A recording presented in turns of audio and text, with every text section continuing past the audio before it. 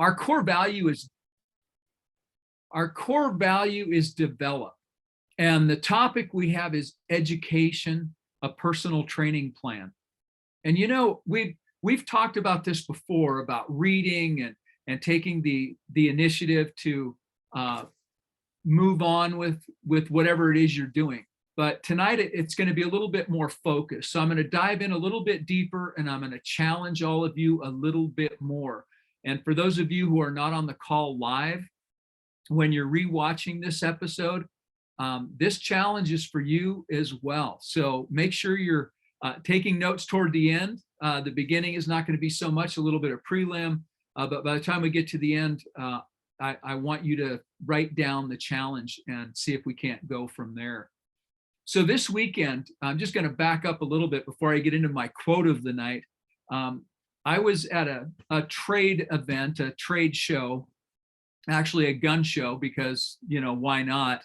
And I'm moving some inventory out from a partnership that I think most of you know now. My partner passed away. We didn't have a succession plan, so I'm trying to just move wholesale inventory at retail pricing, discounted retail pricing, to move it out. Had a great weekend, a great show, met a lot of really interesting people. And I will tell you, when you go to a place like this, a gun show, it really is entrepreneurs. It's mom and pops, but most of it is like hobby. It's hobby enthusiasts, people who are doing this more like a hobby. They can make some extra money on a regular scheduled basis. But there are some businesses that, they treat this is one of the notches on their belt to make things work. So I actually made several connections over the weekend and talked to a lot of people. And the other thing I will tell you is this, is a lot of people are out there doing business and doing things, and they're not doing it very intentionally. They either don't know how to take things to the next level, or they haven't considered the possibilities of taking things to the next level. And I'll just give you one example. A gentleman had a booth beside me, phenomenal guy, an artist, a warrior, retired veteran, and he's got a phenomenal product. And started talking to him, and he needs to develop everything to get this out. He's right now doing it like a hobby, but he wants to turn it into a business. And he needs help. That's the one thing that his takeaway after spending a weekend beside me was, he needs help. And he needs some of the help I can't give him. But Jim's wife is set up to be able to give him that kind of help, setting up websites and online stores, etc. But he also needed marketing help. He needed ideas and how to just be inspired to take what he has in different directions. It's one thing to build out what you have, but you should always be looking at that next step. What does chapter 2 look like in your business? And that got us to business plan. Does he have a business plan? And the answer was no, and it was clear it wasn't. But by the time we were done talking this weekend, he sees the importance of really laying all this out. So I was encouraged and inspired, because I spent literally 3 days being a teacher, an entrepreneur, a salesman, a teacher, and just an observer. And that was as much fun as anything else.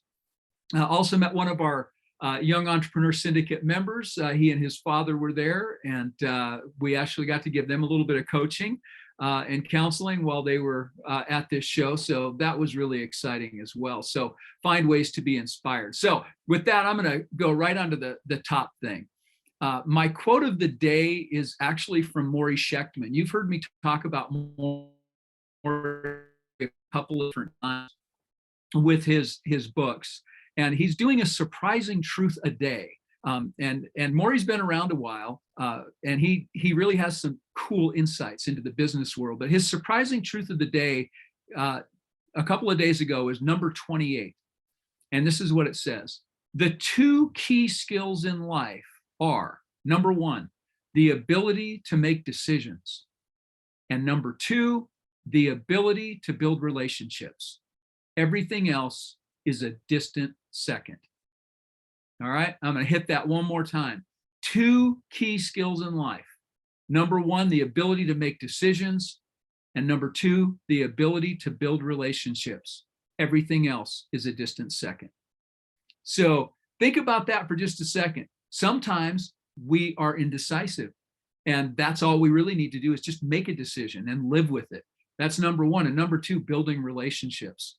And all of us need a little help with that. And sometimes we just need reminders. We all know how to do it. We do it naturally. We're human social creatures, but being reminded of that. And that gets into our, again, educational component tonight. This is a personal training plan.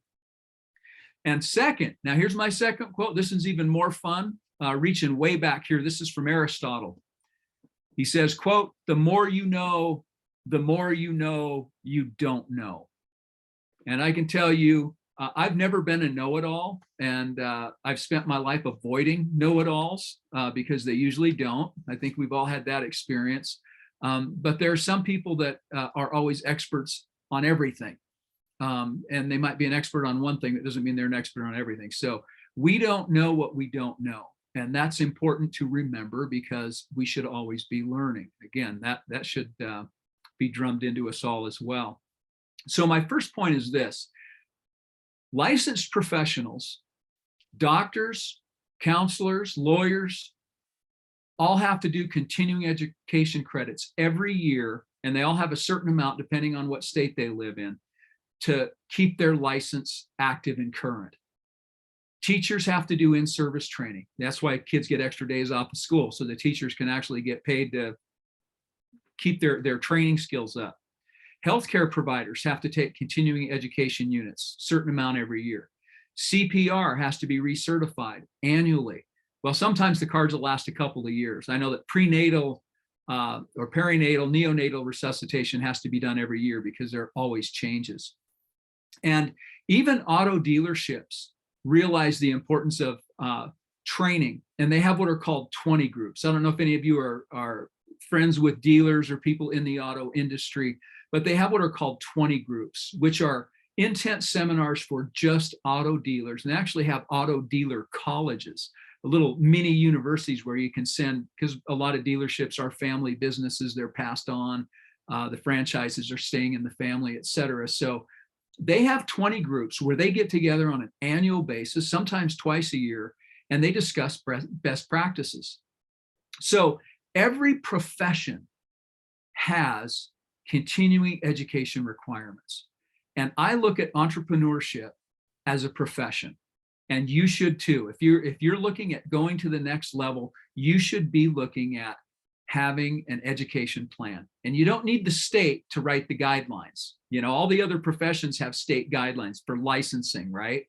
So you shouldn't have to have someone tell you what to do. You can write your own education plan, but you need to know the importance of it.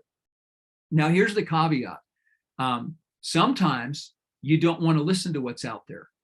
I've gone to, even on city council, when I was serving on city council, we got to go to different seminars. You know, it was part of, we budgeted every year. We wanted to have training in municipal things, and we would get sent to different training sessions every year.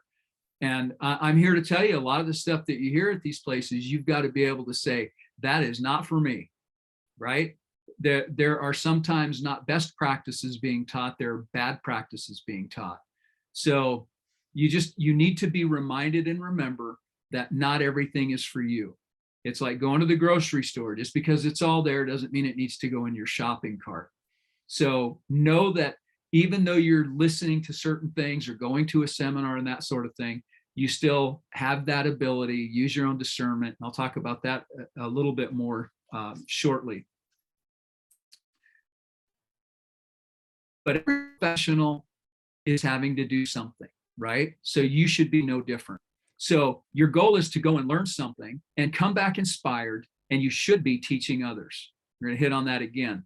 But the best way to learn something, and I've learned this over the course of several careers, the best way to learn something is to teach it. When you're teaching, you're learning and reinforcing stuff. So sharing what you learn, whether it's with coworkers, whether it's with your family, coming back and saying, these were the highlights, that's really important to do. Don't just go and keep everything inside. That's not enough. and you should be brainstorming with other people. Okay, we don't operate in bubbles, especially entrepreneurs. We should be networking with one another, and that's part of what we do here with the Young Entrepreneur Syndicate. And I know some of you with Arte and Lions Not Sheep. I mean, there are all kinds of different things you can get involved in, but you need to be able to share that and decipher that, discern that, what's going to work best for you. So you're all here on Young Entrepreneur Syndicate, and congratulations for that. This is a learning environment. Our core values are train, develop, coach, and inspire. So there is training involved with this, but I encourage you, whatever your line of interest is. And Jim mentioned this the other day, being an entrepreneur, you can be an entrepreneur even if you're working for a corporation, right? Jim labeled it, and I don't know if he got this somewhere else, an intrapreneur. And I really like that, because every place I've worked, I've brought innovation and new ideas and had them implemented. So being an intrapreneur is still being an entrepreneur. It's just improving processes, improving supply chains. It can be improving relationships, HR. It's endless, and it's just as important as having your own business or your own niche. But whatever that business is, whatever that venue is where you find yourself working and earning a living, or the direction you intend to go, you need to be looking for reinforcement in that specific area. Young Entrepreneur Syndicate, here we are. We're kind of broad and branched out, but you need to be more specific too. There are trade magazines that you should be subscribing to. There are business chat rooms you can get involved in that are very specific. I don't know if any of you have been on the Clubhouse app. Download the Clubhouse app and look through that. I mean, you can find all kinds of stuff. And again, you should be learning new ideas. It's a sounding board for just about anything you could imagine. Don't get sucked way down into that rabbit hole, though, because it can be a time draw. Conferences and seminars. And the neat thing about COVID, if there are some good takeaways from COVID, it's been this. It really taught us how to plug in to what's out there and available. And Zoom has been great, and you can get logged into conferences and seminars. I know I was on one seminar. It was the largest Zoom seminar that had ever been done in the world. And I think there were 60 countries represented and over 100,000 people on a Zoom. And it was pretty phenomenal. This was a couple of years ago, but in the height of COVID. So people have risen to the challenges, and there's no excuse. I guess that's the other thing here. There's no excuse. If you dive in and look for conferences, seminars, training tools that are specific to what you're looking for, you can find something. And if there's not, that's opportunity for you. Start something, right? That can also be social media groups, Facebook chat groups, special groups like that. Don't be afraid to jump in on some of those things and glean what you can that works, but you need to do it intentionally. Relevant podcasts that are in your niche. And then the other thing is getting involved. We have to learn from different sources, and conferences, seminars, trade magazines, there's not a lot of social on that, not face-to-face social interaction if you're zooming into some of that. So I'd encourage you to, if you can, go to some live seminars, live trade shows, live conferences and seminars. If you can't do that, then by all means, get plugged into something, anything locally that might be relevant for you. And that could be political organizations or sitting on different boards, central committees, pachyderm clubs, chamber events, getting involved with the chamber, church groups, Rotary, there are charitable organizations that you could plug into: Elks, Eagles, Knights of Columbus, Moose, Shriners, Lions, Rotary. I mean, the list is endless here. The point is be intentional to plug in and see if you can't do a couple of things, learn something, find out where other people are going to get their information, and see if you can't coattail it, right? So I'm going to my next step, and I brought this up earlier, using some discernment. So spend a little time researching what fits you, what suits your values, what suits your business and your business values, what works with your schedule, right? And I encourage you to go outside of the familiar. Going outside of your comfort zone, you're going to learn more that way than anything. And I heard, here's a quote I'm just going to throw in. I was watching a program the other day, and it was Ashton Kutcher, and I don't know what you think about his acting ability or anything, but he had gone out with Bear Grylls. I don't know how you pronounce the last name, but really put him through some awesome outdoor challenges. And Ashton Kutcher, I actually grabbed a notebook and pen and wrote down. He had a couple of neat things to say. He said, "It's hard to learn when you're winning," and he was talking about, his success as an actor, and when you reach that point where you're comfortable, it's hard to learn new things when you're comfortable, right? It's hard to learn when you're winning. When you're on your A game and everything's clicking, it's hard to take in new information. It's too easy to go into coast mode. The second thing he said was, obstacles are like going to the opportunity store. And I thought, wow, what a great takeaway, because I've always said, when you go to a seminar or something, it's a grocery store. Just take what you want, take what works for you. And for him to say that obstacles were that grocery store, it kind of put a whole new spin on it. So look at that, but go to unfamiliar places, go out of your comfort zone to learn new things. That's where the growth happens. That's where the magic happens. And that's where you're going to find some of your greatest ideas, some of your best allies. So out of your comfort zone. So the first thing you're going to do, use a little discernment, do some research that fits you and your business. The second thing you're going to do is you're going to commit to it. You're going to put it on your calendar, just like you do on Monday nights for Y.E.S. You're going to get a friend or a coworker to join with you, right? So that the accountability factor goes up and you've got somebody to bounce those ideas off of, the brainstorming thing. And then the follow through. You've got to go to the class, you've got to attend the seminar, you've got to subscribe to the trade journal, whatever it is you're doing, you've got to do the follow through. You've got to be intentional when you go. It's not just to go have a good time. It's not to go meet people and go to a 4-hour seminar and spend the next 8 hours on the golf course. That doesn't count, right? It can count if you're intentional with it, but it's not about the golf. It's about what you're trying to get out of it. So that follow through is probably the biggest part of the process. You need to make sure you're engaged, all right? And I'll tell you a quick story here. When I was sitting on city council, they did roll call every night, and they do on the county health board too. But when I was on city council, we had materials to go through every week. And sometimes it was 80 pages, sometimes it was 40 pages. Budget time, it could be 600 pages a week to go through. I read it, everything, every time. I read every public comment, okay? I was engaged. I took my duty and my job there seriously. And when the city clerk was, reading the roll call roster, every time, everybody would say, here. Sometimes they wouldn't even look up. They're just, still scrolling on their phones. And they just, yeah, here. I had a thing. So for 6 years while I was on council, when they asked, they said, Rod Kuntz. I said present. And I said present because it meant not only am I here, but I'm mentally present as well. To me, it mattered. And I can tell you, having served that long, there were a lot of people that never read their packets. They would just come in and shoot from the hip. They didn't do the work. They didn't do the homework, and they didn't do the extra work. I did.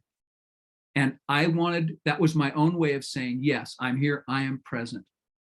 Mentally present, physically present. And that's where you need to be. You need to have that commitment level where you're present. You're not just there, you're present. Okay. So get the good ideas that you can. Try the ones that you think will work. Don't be afraid of failure, right? If you think, that might be out of my grasp, it doesn't matter. You have to try stuff on. Take it to the changing room. Take off the old clothes, put on something new, and see if it works. Just brainstorm it, but you have to apply it. If you're not making some sort of formal application, you're wasting your time and you're wasting an opportunity. All right. So here's the formal application, almost to my 20-minute mark here. I'm going to wrap this up and we're going to open it up to some Q&A. The first thing I want you to do, this is a hat trick for you. Okay. If you're taking notes, these are the 3 things you need to write down. Your goal when you get involved in some sort of a training or an educational program, whatever it is you choose to do, you need to, number 1, learn. You're there to learn.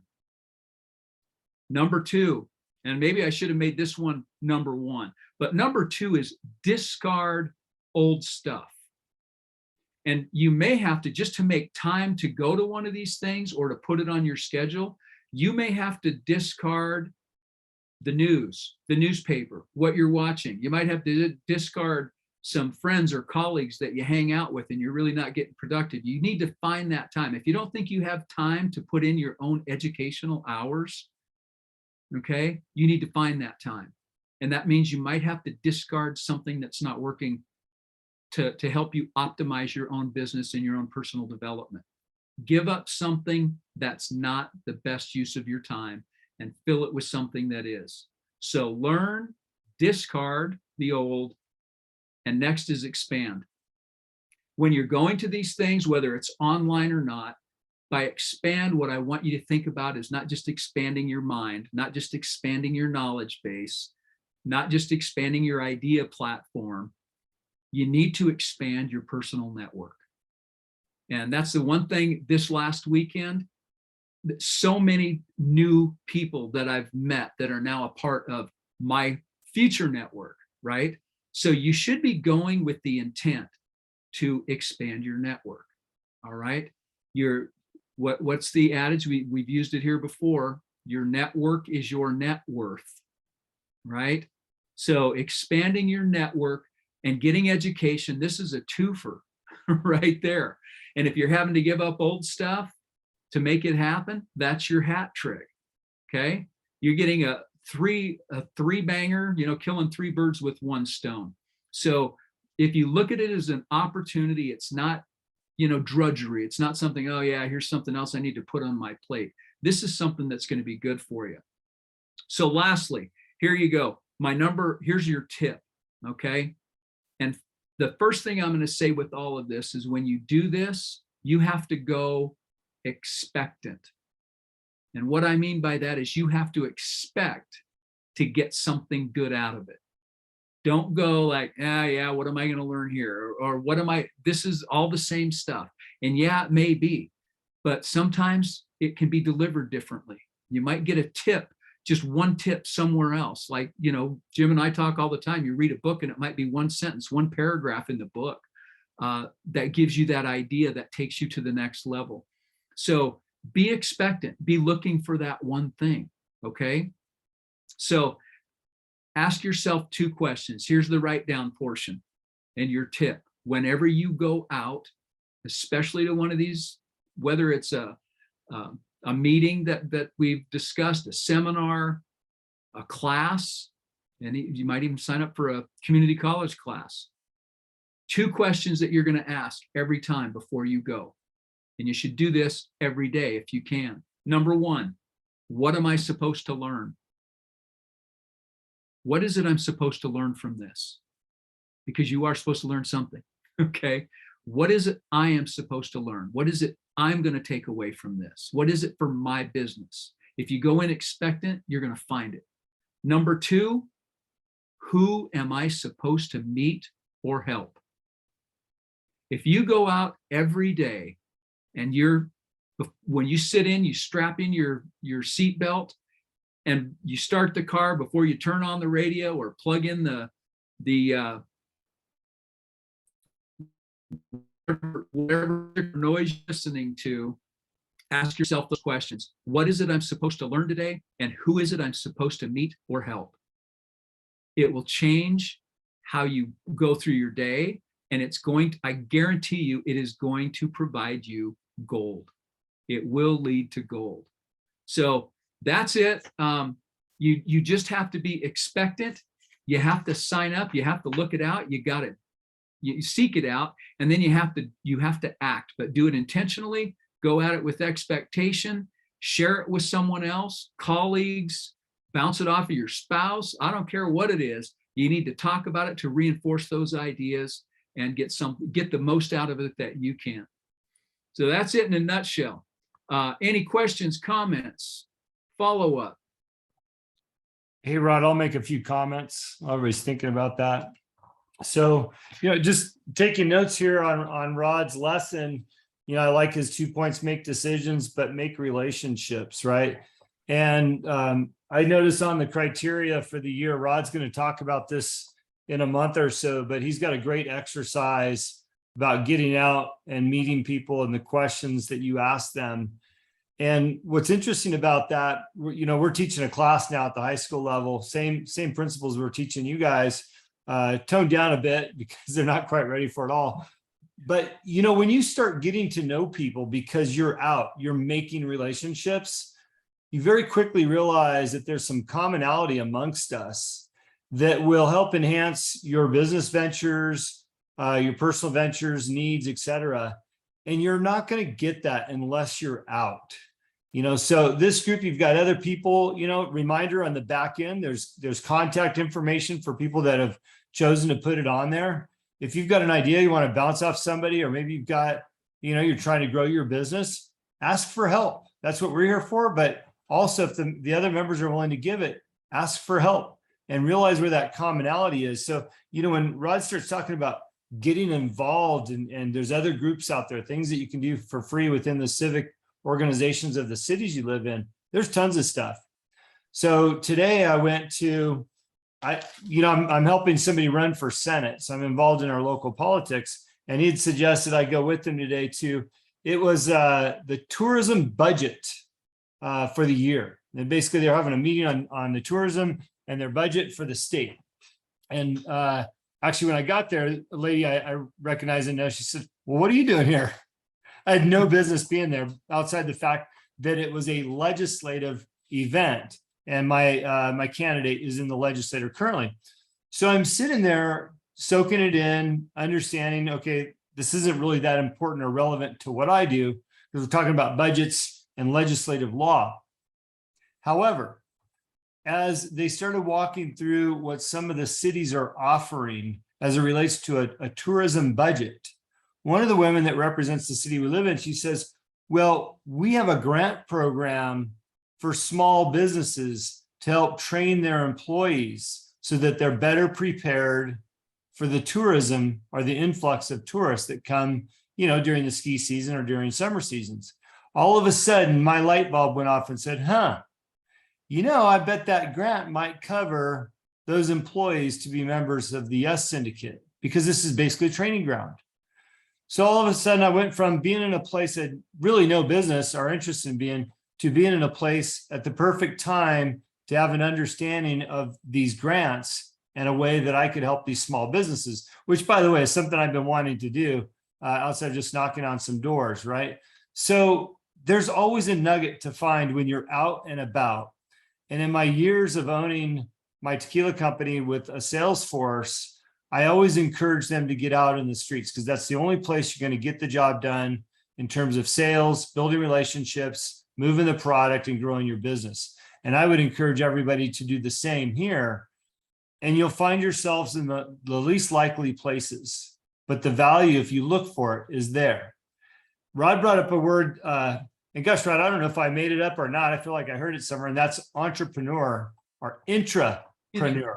And what intrapreneur means is somebody, Jim, I appreciate seeing your face when we have these calls. Intrapreneur is somebody like Jim. He's got entrepreneur qualities, but he works for another company. It's not his company. But we all have an opportunity to build our own little business equity or value within the companies we work for, right? And if you treat your job like an entrepreneur would, all of a sudden you'll become that shining star, because you're thinking like a business owner. You're thinking how to save the company money. You're thinking how to grow the business. You're thinking how to educate people or build teams or sustainability or mentor employees that work for you or aside from you, or even mentor up to a boss. And sometimes that's not always easy, but it can be subtle, right? So intrapreneur relates to somebody a lot like Jim, where he works for somebody. And I know we've got a few other members on here that work for companies as well. So this mindset and this learning that you're getting from these classes every Monday applies across the board. And really want to encourage you to think about what Rod said about making relationships, getting involved, and also make a decision, right? I've talked about how I felt that surfers make better CEOs. And if you haven't heard me say that, basically what that means is, imagine you're out in the surf. Greg, you just got back from Hawaii. So you're out there, North Shore, big waves coming in, you're in the water. You have to make a decision. You're either going to ride that wave or let it pass by. And if you decide to ride that wave, you can have the best wave of your life, or you can crash or burn, right? But you have to make a split-second decision and live with it. Let's say you crash and burn. Well, you better fight to survive, especially on the North Shore. Get above water, get above the whitewash, and catch a big breath for the next wave that's going to crash on your head, right? Business is the same way. Make a decision, live with the results. If it was a good one, now you're benefiting. If it was a bad one, then learn from it. But either way, make a decision, because we call it, you can overanalyze something. So it's paralysis by analysis. You can be paralyzed by the lack of making a decision. So those are my 2 cents, Rod. Great comments. I know it's brief, to the point, but these are the types of things that will take your career or your business in the direction you need to go, or it can elevate it. I need to reach out to the lady that spoke today and see if I can't entice her to put some grant money towards some employees in our town. And I'd be thrilled to help people in my own backyard, right? So I found something there because I opened my mind to thinking about it. So hopefully some other people have some questions or comments. Well, I don't see any hands up, but I do. You've just reminded me of something else too. I'm gonna take it to the next level, and I'm using Jim, you again, Mr. Spilson, because you're the entrepreneur, right? And the other thing I would encourage you to do as an entrepreneur is, if you can see a way or find a way to save a company a lot of money, right? Before you just implement that sort of strategy, write it out, just like a business plan, right? Write out a memo, a business plan, and then I would take it to the next person up. I'm always a salesman, right? I always think sales. How can I monetize this? And I'd say, okay, look, I've got an idea. If I could do this and it actually changes the bottom line by X, Y, or Z, what kind of a bonus can we negotiate? And I wouldn't tell them what it is until I got something, in writing. You have knowledge is leverage, and ideas can be leveraged. So put yourself in the best possible position and treat it like a business. A person should be rewarded for doing that sort of thing. And I know a lot of places do incentivize cost saving, things like that. But again, you have to be intentional with it. You do have to seek that sort of thing out, and you have to sell. And just as an idea, when I was or as an example of this, were the guy next to me at the booth at this trade show this weekend. People were coming up, and he had this sign up thing. You can drop your name in the bucket, and at the end of the show, he was going to give one of his products away. And there were probably, I don't know, 8 people that came up the first day and said, well, how much is it to sign up? And he said, nothing, just put your name and phone number on there, right? And I said, I started saying, it's $5. I'll take it right over here. I said, hey, if you're not going to make the money, I'll make it over here. And I told him, I said, next time, maybe do it as a raffle. Look into what it takes to do this as a raffle. It could be a little something that'll cover the cost of your labor and the product at least.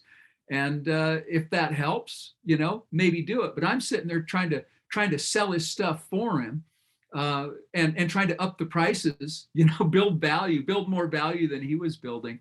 And it can just, if you turn it into fun, it can be. And one final example, I worked at commission only sales. It can, you all know, it's, the Willie Loman, death of a salesman. It's a cutthroat. It's a do or die situation, right? You go to work broke every day, and if you don't sell, you don't bring anything home. So it's a lot of pressure, but it's also a lot of freedom and a lot of fun. So the last place I worked, I was there for 8 years, and every single year pay, the commission structure was changed. And it was not changed to the advantage of the salesperson, right? It's like dealer always wins, company, the house always wins. And we worked as a team, had several of us on a team, and we would get the new sale, the commission sales guideline. And I just told my team every year when we got the new rules, I said, don't worry about it. I said, I'm going to study the plan and I will figure out how we can maximize it to our advantage. And it was a negative every year. And every year I figured out how to maximize it to our advantage. It's just a matter of putting in the mind power and figuring out. And I even told my manager at one point, because I would change the schedule, our work schedule. And the manager said, well, what are you doing? I said, look, if you're going to pay me less, I'm going to work less.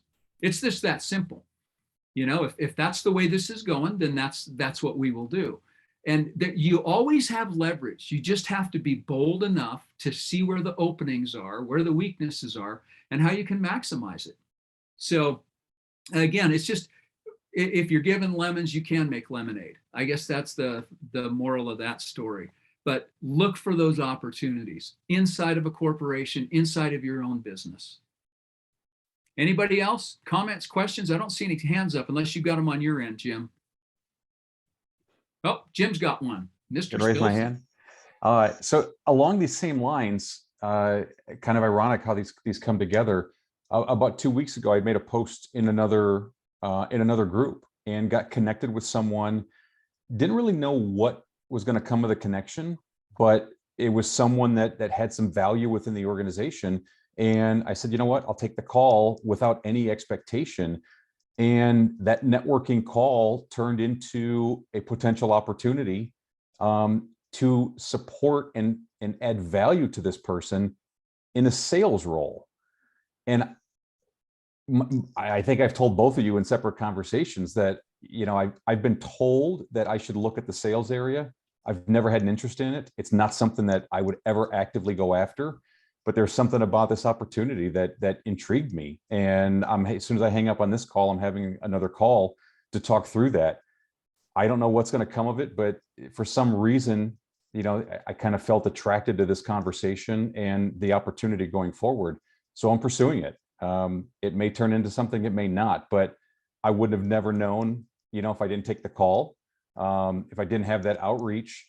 And even if nothing comes of it, there's still that network connection that provides leverage going forward. So it's another one in my network to draw on going forward. So perfect timing for this week's conversation.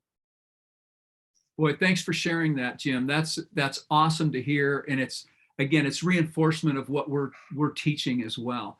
And I will say this, even if it doesn't produce fruit immediately, that connection, that business card, you might pull that out 4 years from now for the next best opportunity. Right. Those connections are gold. So again, good for you for doing it, for taking that call, for making the time, and good luck with it afterwards. When you get on that call tonight, be expectant, right? Right after this, be expectant. What is it you can learn? How can you help? Right? That's what it's all about. So thanks. I love the point that Jim made too, is he didn't know what to expect. He reached out, his action created something. And that's where so many people lack their ability, is to act. And that really, in my mind, that's what this group is all about, is not only giving you tools, but giving you the tools so you can act and go out with confidence and build with confidence. But it's through action where you're going to find that success. Most of us get stuck in inaction, right? So Jim, I'm going to commend you just for reaching out, because I know sometimes we get lazy or we forget about it. It's like, it's not that important, but you create an action, whatever comes out of it. Like Rod said, there's value there. Imagine if we created a new action every single day.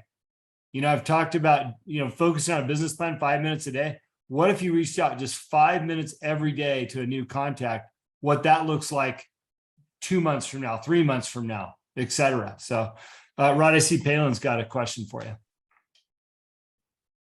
Yeah, take it away, Palin. Unmute.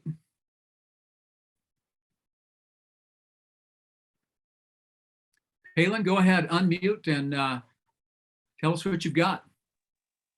There we go.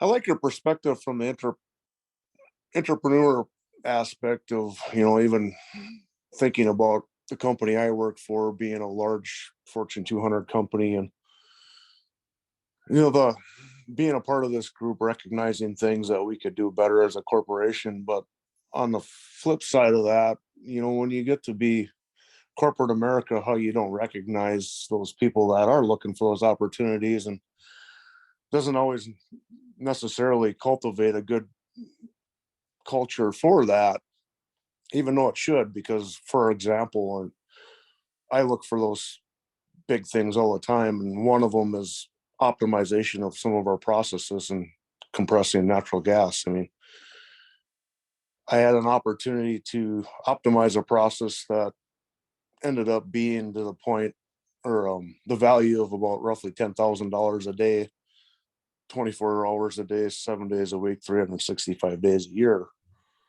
And it goes unrecognized, but it also teaches me that, there's a lot of things that I see in myself, and I can definitely move forward with when I'm doing my own thing again. So I like that perspective. So your salesman perspective, I kind of want to test that out and see how far I could get with that on some of these things that I recognize. So it's a good point.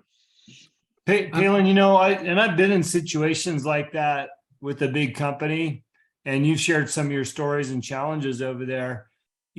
Take some time in the evening, or depending if you got some downtime on the job, and just kind of write. If you had to write a business plan for your job or your division, what that would look like, right? The pros, the cons, and problems that can be solved, right? And, be able to articulate that to your supervisor or your supervisors or your manager or the network of executives, and start bringing value to them in a way that you're not offending them for what they think they know, or what they think you don't know, but be looked at as a value to the company through your offerings. And over time, it's hard to ignore that, right? And it sounds like you're going to be there, right? And we know you have bigger aspirations, but for as long as you're there, chip away and erode away at that leadership to be better leaders. And that's going to come through your action of creating plans and identity, things that you can do for them. And, I know that you proved how you can make a lot more, save money, a lot more per day in the rigs. And, the proof is in the value that you brought there, right? So it's going to be hard for them to argue when you're bringing other things to them to say, you don't know what you're talking about.